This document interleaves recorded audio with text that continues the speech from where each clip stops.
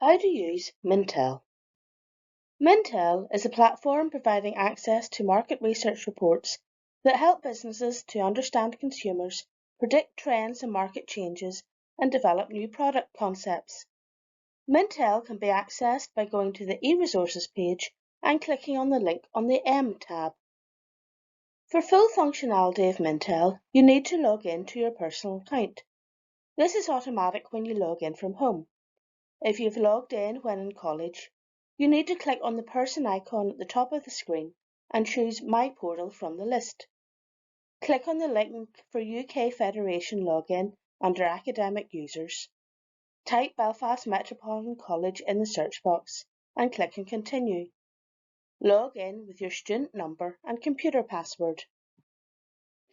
Type your search term in the search box and click on the magnifying glass.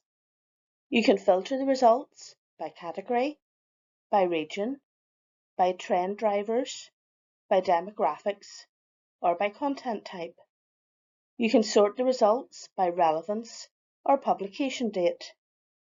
You can save content to a folder by hovering over the entry and clicking on the star. You can also set up an email alert for new content that matches your search. Click on a title to read the content. The different types of content have different options available. With the reports, you can use the menu at the left to jump to a different section. The menu at the right allows you to download an overview or an executive summary, share the report by email, or add the report to favourites.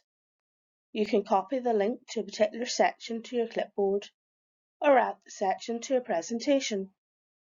News articles can be downloaded to your devices or printed. Insight articles can be saved as a Word document or printed. You can turn the search term highlighting off. On the home page, you can browse through the most recently published content or use the filters to narrow the content to what you want to look at.